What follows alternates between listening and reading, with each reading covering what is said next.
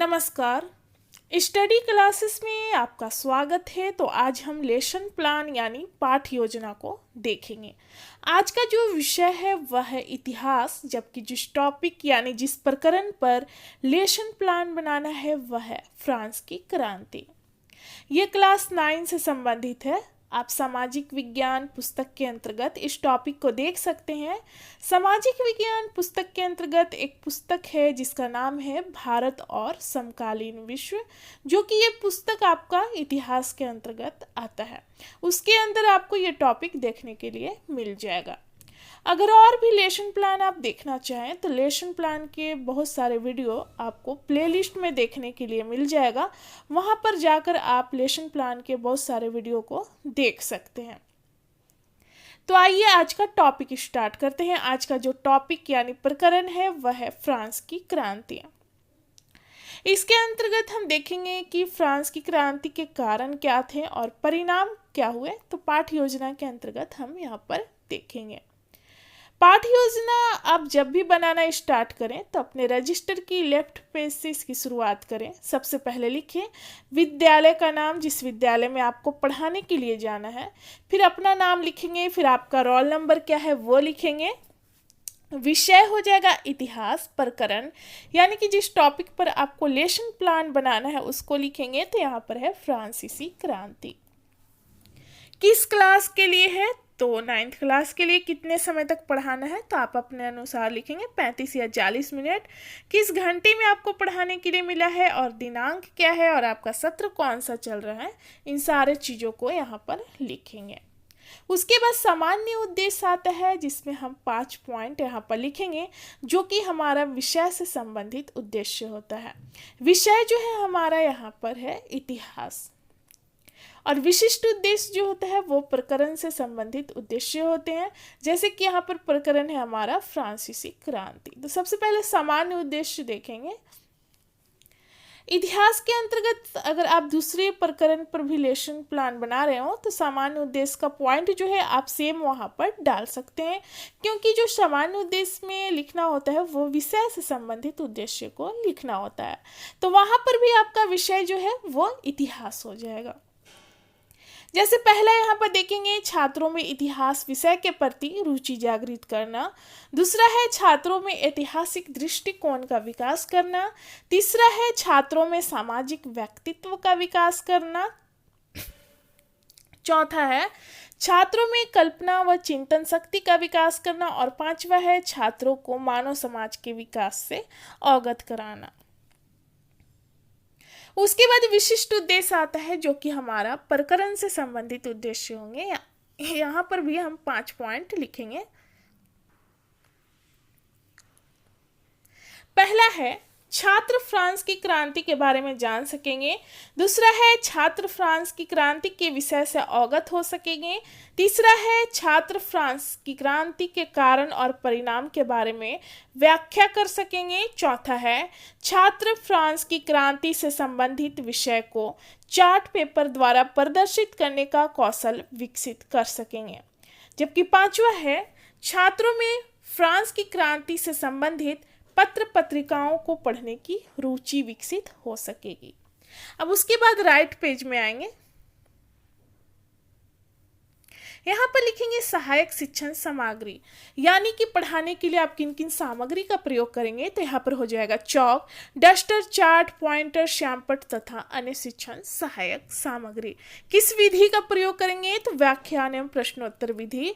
पूर्व ज्ञान में हो जाएगा कि छात्र जो है फ्रांस की क्रांति के बारे में सामान्य जानकारी रखते हैं।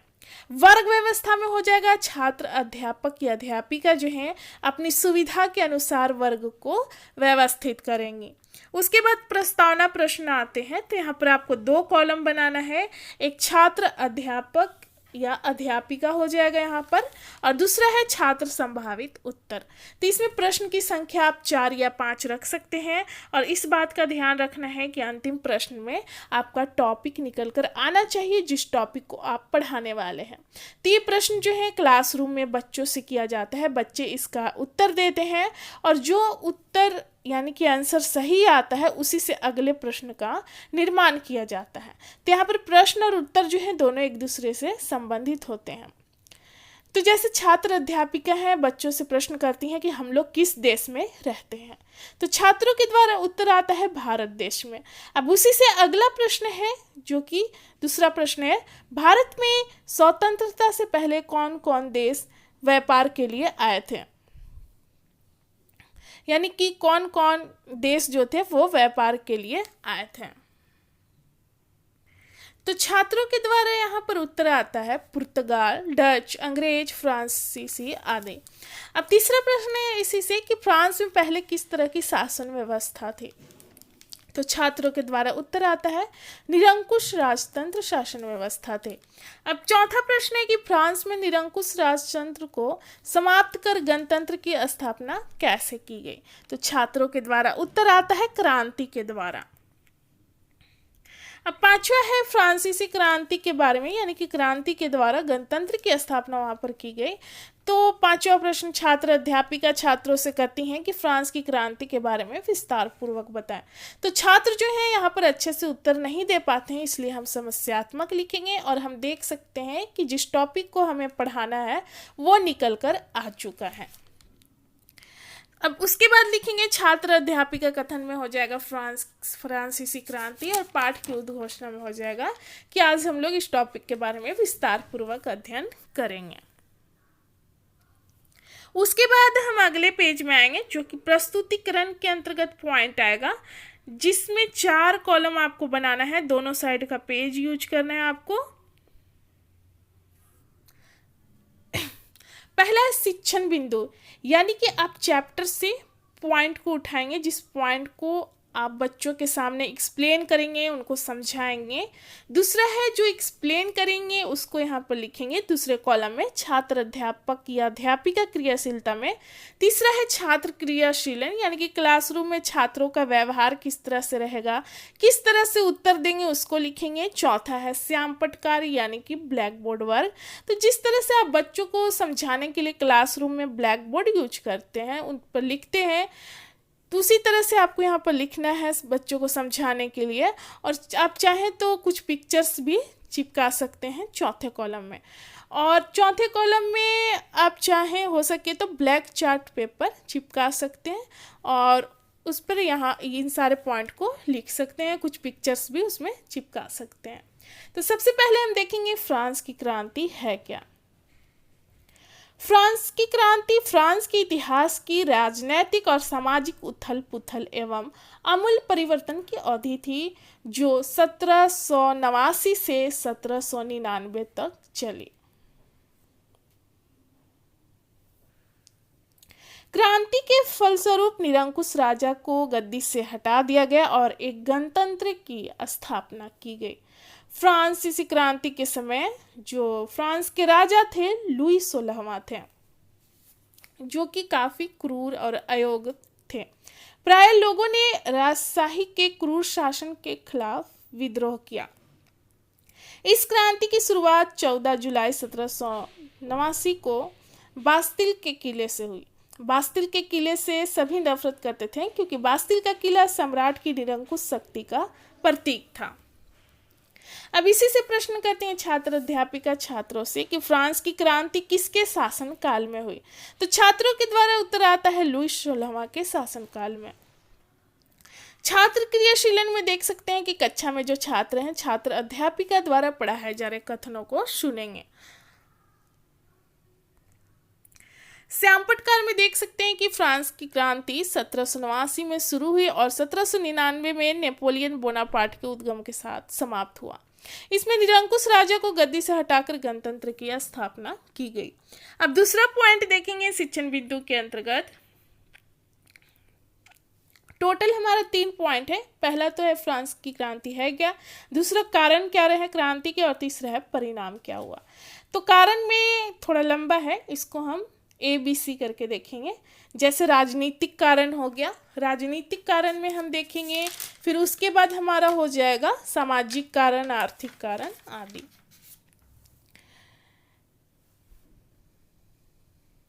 राजनीतिक कारण में पहला नंबर जो है वो है राजाओं की मनमानी।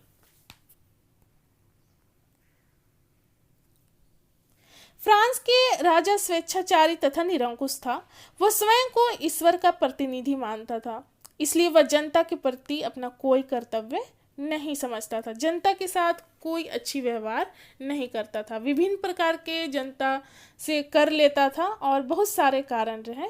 दूसरा है राजाओं द्वारा अपव्यय, फिजूल का खर्चा करता था। वहाँ का राजा जो था फिजूल का खर्चा करता था, जबकि जनता पर कोई ध्यान नहीं लगाता था। फ्रांस के राजा वहाँ की जनता पर नए नए कर लगाते रहते थे, जिससे बहुत सारा धन अपने विलासितापूर्ण कार्यों में खर्च करते थे। व्यक्तिगत स्वतंत्रता का अभाव था, लोगों को बोलने की आज़ादी नहीं थी, राजा जो चाहता था वो करता था। चौथा है प्रांतों में असमानता। फ्रांस के भिन्न भिन्न प्रांत में भिन्न भिन्न प्रकार के कानून प्रचलित थे। धनी व निर्धन वर्ग के लिए अलग अलग कानून थे। यहाँ पर भी आप देख सकते हैं श्यामपट्ट कार्य में, तो राजनीतिक कारण में ये सारे पॉइंट आ जाएंगे। फिर उसके बाद हम अगले पेज में देखेंगे 5वां नंबर। राजनीतिक कारण के 5वां नंबर है उच्च वर्ग के विशेष अधिकार। इनको विशेष अधिकार मिला था। फ्रांस में कुलीन वर्ग तथा कैथोलिक चर्च के पादरी को, कुलीन वर्ग और पादरी वर्ग को विशेष अधिकार मिले हुए थे। इन विशेष अधिकारों का प्रयोग वे आम जनता पर करते थे और साथ ही साथ जनता पर अनेक तरह का कर भी वसूलते थे और अत्याचार भी करते थे। जो पादरी वर्ग थे और दूसरा कुलीन वर्ग जनसाधारण के साथ, जनसाधारण जनता के साथ बहुत अत्याचार करते थे। छात्र क्रियाशीलन में देख सकते हैं कि कक्षा में छात्र जो है अनुशासन को बनाए रखेंगे। छठा पॉइंट जो है वो सेना में असंतोष। फ्रांस की सेना में सैनिकों के साथ कई तरह के भेदभाव किए जाते थे, इसलिए वो लोग असंतुष्ट थे। तो ये सारे कारण रहे, जनता ने विद्रोह किया, तो ये सारे कारण रहे राजनीतिक कारण में। अब सामाजिक कारण में हम देखेंगे। यहाँ पर 3 वर्गों में बटा हुआ था समाज, एक पादरी वर्ग, दूसरा कुलीन वर्ग और तीसरा जनसाधारण वर्ग। श्यामपट्ट कार्य में भी देख सकते हैं फ्रांस की क्रांति के सामाजिक कारण में 2 वर्ग आएंगे, पादरी और कुलीन। पादरी वर्ग, इस वर्ग में कैथोलिक चर्च के पादरी आते थे। चर्च जनता पर एक कर लगाता था जिसको टिथ कहते थे। यह कर किसानों से उनकी आय का 10% भाग वसूल करता था। दूसरा कुलीन वर्ग, इस वर्ग में बड़े बड़े सामंत, सरकारी अधिकारी तथा राज्य परिवार के सदस्य सम्मिलित थे। इन्हें अनेक प्रकार के विशेष अधिकार प्राप्त थे जिनके द्वारा ये जनता का शोषण करते थे। जनसाधारण का इस वर्ग के प्रति भारी आक्रोश क्रांति का प्रमुख कारण बना। तो ये पादरी और कुलीन वर्ग थे, जनता के साथ बहुत अत्याचार करते थे। तीसरा है जनसाधारण वर्ग। इस वर्ग में मजदूर, किसान तथा सामान्य शिक्षित वर्ग तथा सामान्य जनता आती थी। इस वर्ग को एस्टेट कहा जाता था। क्रांति प्रारंभ होते ही इन जनसाधारण वर्ग ने क्रांति का जोरदार समर्थन किया, क्योंकि एक तो राजा शोषण करता था और दूसरा पादरी वर्ग भी और कुलीन वर्ग भी इन साधारण जनता का शोषण करते थे। तो ये सारे विद्रोह के, क्रांति के कारण रहे। यहाँ पर देखेंगे इसे छात्र क्रियाशीलन में कि छात्र जो है श्यामपट्ट पर लिखे जा रहे वाक्यों को अपने कॉपी में लिखेंगे और श्यामपट्ट कार्य जो है 4था कॉलम, यही सारा पॉइंट देख सकते हैं। अब हम देखेंगे आर्थिक कारण क्या है। फ्रांस की क्रांति के आर्थिक कारण।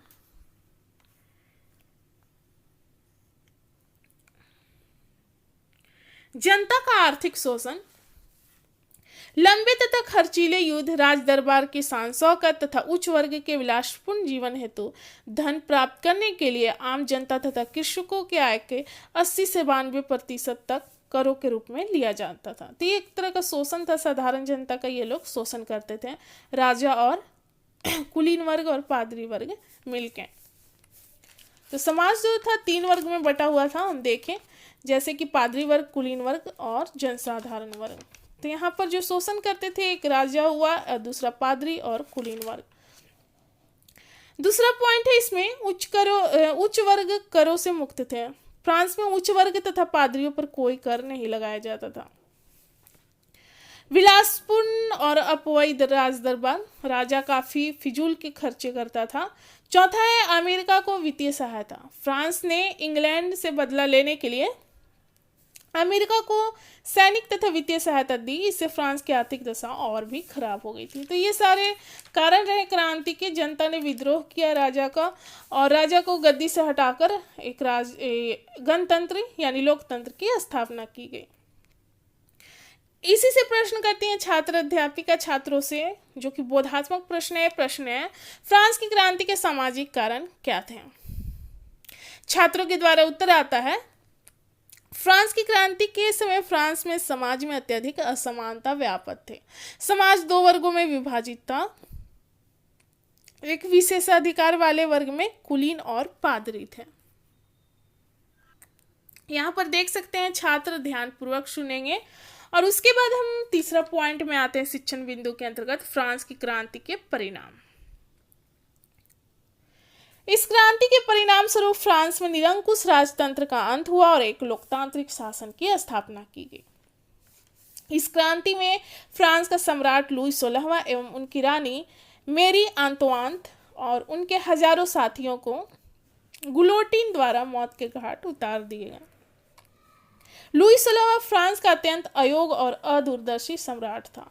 फ्रांस की क्रांति ने फ्रांस के सामाजिक और राजनीतिक ढांचे को पूरी तरह से बदल दिया। इस क्रांति ने राजशाही सामंतवाद को समाप्त कर दिया और कैथोलिक चर्च से राजनीतिक शक्ति को उखाड़ फेंका, क्योंकि पादरी वर्ग भी साधारण जनता का शोषण करते थे।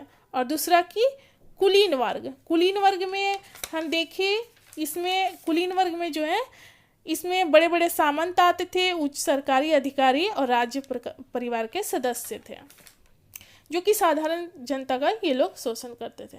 इस क्रांति ने स्वतंत्रता के साथ साथ गुलामी के उन्मूलन और महिलाओं के अधिकारों की दशा और दिशा बदल दी। अब इसी से प्रश्न करती हैं छात्र अध्यापिका छात्रों से। प्रश्न है जिसे हम बोधात्मक प्रश्न के रूप में देखेंगे। प्रश्न है, फ्रांस की क्रांति का परिणाम क्या हुआ। तो छात्रों के द्वारा उत्तर आता है, निरंकुश राजा को गद्दी से हटाकर गणतंत्र की स्थापना की गई। श्यामपट्ट कार्य में भी यही हो जाएगा कि निरंकुश राजतंत्र का अंत हुआ और एक लोकतांत्रिक यानी गणतंत्र शासन की स्थापना की गई। अब उसके बाद अगले पेज में आएंगे, ये सारे प्रस्तुतिकरण के अंतर्गत पॉइंट था। अगले पेज में आएंगे जिसमें छात्रों का मूल्यांकन करेंगे। मूल्यांकन में क्या है कि जिस चैप्टर से आप पढ़ाए हैं उसी चैप्टर से प्रश्न किया जाता है बच्चों से, और ये प्रश्न क्लासरूम में ही किया जाता है और बच्चे इसका आंसर क्लासरूम में ही देते हैं। प्रश्न की संख्या 4 या 5 रख सकते हैं। जैसे प्रश्न है, फ्रांस की क्रांति से आप क्या समझते हैं। दूसरा प्रश्न है, फ्रांस की क्रांति कब और क्यों हुई। तीसरा प्रश्न है, फ्रांस की क्रांति के कारण क्या थे। चौथा, फ्रांसीसी क्रांति के सामाजिक और आर्थिक कारण क्या थे। और पांचवा, फ्रांस की क्रांति के क्या परिणाम हुए। उसके बाद पुनरावृत्ति में क्या है कि आप जो पढ़ाए हैं चैप्टर को पॉइंट वाइज बच्चों के सामने प्रस्तुत कर देना है, और इसमें 3-4 पॉइंट आप रख सकते हैं। पहला नंबर है, फ्रांस की क्रांति 1789 में शुरू हुई। यह क्रांति लुई 16वां के शासनकाल में हुई। इस क्रांति के दौरान निरंकुश राजा को गद्दी से हटाकर, यानी कि लुई 16वां जो था काफी निरंकुश था, और गणतंत्र की स्थापना की गई राजा को हटाकर। दूसरा है, फ्रांस की क्रांति के अनेक राजनीतिक, सामाजिक और आर्थिक कारण थे, जैसे राजा की मनमानी, राजाओं द्वारा अधिक खर्च, जनता का शोषण करता था। पादरी व कुलीन वर्ग जो थे साधारण जनता का शोषण करते थे। उच्च वर्ग जो थे उनको करों से मुक्त रखा जाता था। ये सभी अनेक कारण थे जिसमें जनता ने विद्रोह किया।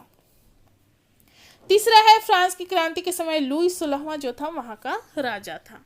और चौथा है, फ्रांस की क्रांति के परिणाम स्वरूप फ्रांस में निरंकुश राजतंत्र को अंत कर दिया गया और एक लोकतांत्रिक शासन की स्थापना की गई। उसके बाद गृह कार्य, बच्चों को यहाँ पर होमवर्क दिया जाता है, तो प्रश्न की संख्या आप 2-3 रख सकते हैं।